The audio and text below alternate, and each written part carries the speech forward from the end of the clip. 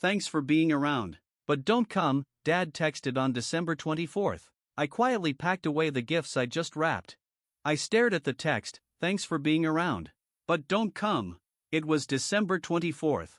I was still holding the scissors from wrapping his gift. At first, I thought maybe he hit the wrong name.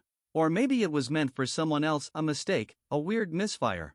But the timestamp was clear. 6:17 p.m., Christmas Eve. Sent directly to me. No group chat. Just me and Dad. I read it again and again. Thanks for being around. But don't come. It was like getting sucker punched in the stomach while still smiling from the holiday playlist playing in the background. My apartment smelled like pine and cinnamon. I just finished tying the last ribbon on the gift I'd picked out weeks ago, a signed copy of To Kill a Mockingbird, his favorite book. It had cost me more than I want to admit, but I was proud of it. It was the kind of gift that said, I still see you. The kind of gift a daughter gives when she's trying to rebuild something that cracked a long time ago. And then that message. Let me rewind. My parents divorced when I was in middle school. Dad got the house, the dog, and a stubborn pride that calcified into silence. I lived with Mom, visited him twice a month, and spent most holidays in some kind of awkward compromise between the two. When I moved out at 18, things got better, at least for a while. We had coffee now and then. He'd send me texts about car maintenance. I'd reply with photos of random books I knew he'd like. It wasn't perfect, but we were showing up. Or so I thought. This year, Mom was in Arizona with her sister for the holidays, and my boyfriend was visiting his family in Ohio. I made peace with the idea that Christmas would be quiet. But then, out of the blue, Dad texted me on December 20th. Dad, you around this weekend? That was huge. He never initiated plans. I replied immediately, said yes, I was free, and he said great, let's do dinner Christmas Eve. Simple. So I prepped, wrapped his gift, even baked the almond cookies he used to like when I was little. And then, 4 days later, that. Thanks for being around. But don't come. No explanation. No follow-up. Just silence. I sat on my couch for 10 minutes, staring at the blinking tree lights, trying to figure out how a person can go from being invited to being dismissed in the same breath. I didn't respond. I just packed away the gift, slowly, like it was fragile. But the next morning, I did something I hadn't planned. I drove over anyway. I told myself I wasn't going to go in. Just drive by. Just see if the lights were on. Maybe he'd changed his mind. Maybe there was some other explanation, something reasonable.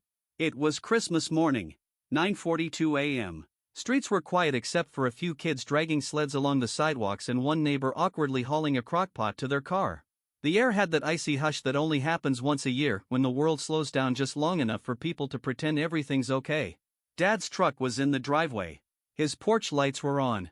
And there were two unfamiliar cars parked out front. I pulled up across the street and just sat there, engine idling, heart thudding in my throat. I didn't recognize the plates. Then I saw a kid, maybe 10 or 11, run out the front door with a wrapped box, yelling thanks, Grandpa. Grandpa. And behind him came a woman. Mid-30s. Auburn hair.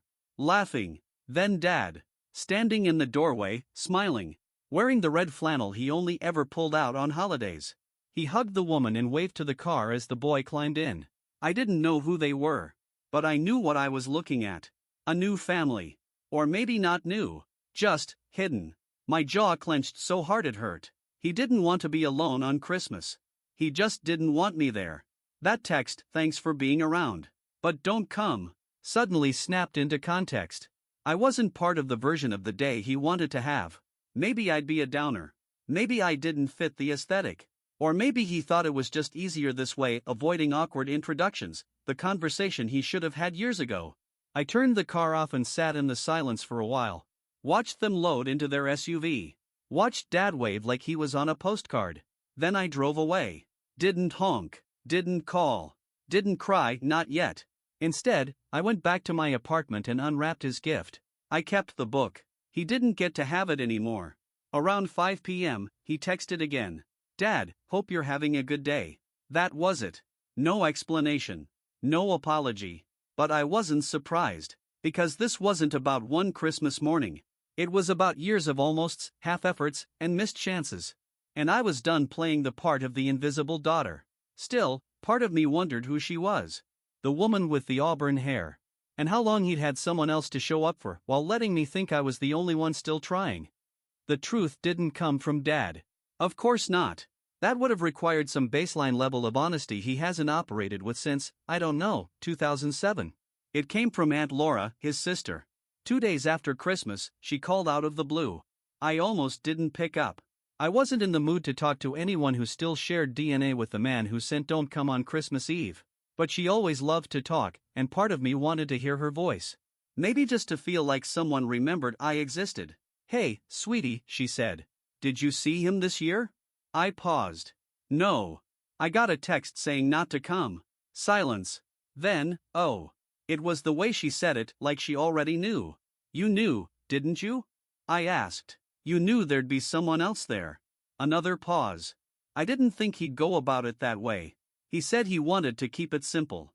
Avoid drama." Right. God forbid I interrupt his Hallmark card life with my presence. Then she told me. The woman's name was Jenna. Divorced.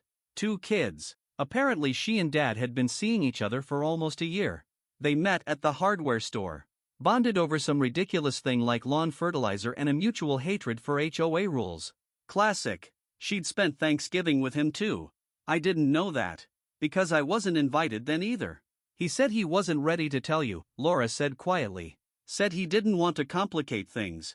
I laughed bitterly. I'm not a math equation, Laura. I'm his daughter.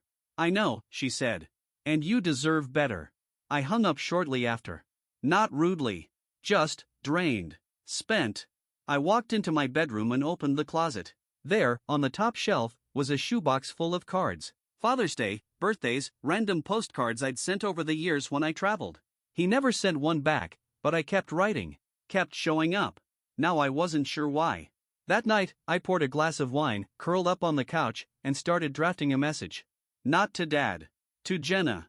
I knew it was a bad idea. But I also knew I couldn't keep pretending I didn't exist in his new world. I didn't even have her number.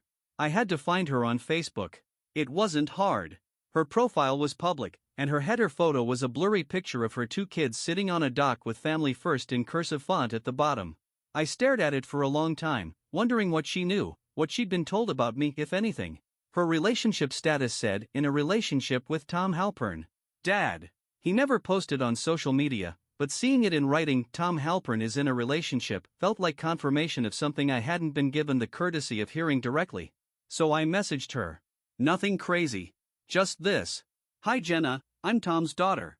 I'm reaching out because I wasn't told about you or the Christmas plans. I'm not looking to start anything. I just needed to know if you knew I existed. Because I've spent the past few days wondering. I expected silence. Or a vague, "this isn't my place" response. But an hour later, I got one back. Jenna. Hi. I did know about you. I asked about you a few times, actually. He said things were complicated. That you and he weren't close. I assumed he had his reasons. I'm really sorry. That must have hurt. For what it's worth, I would have liked to meet you. I stared at the screen for a long time. My heart was pounding, but not from anger. From something closer to grief. She had asked. And he had lied. Soft lies. Complicated. Not close. Lies you can say with a smile, that don't sound like cruelty but do the exact same damage. I thought about writing back. Telling her everything. The years of showing up, the birthday calls he answered with one-word replies, the way he forgot I was allergic to shellfish even though it put me in the ER when I was 10. The way I kept forgiving him anyway. But I didn't. Instead, I just replied, "Thank you for answering. I'm not angry at you. I'm just done being invisible. I hope your kids get more from him than I did." She heart-reacted the message. That was it. That night, I blocked Dad's number. Not out of spite. But because I didn't want my phone lighting up again with another vague "hope you're doing well" text from a man who didn't want to explain himself. And for the first time in a long time, I went to sleep not wondering what I did wrong, but knowing I finally stopped waiting for a man who never planned to make space for me.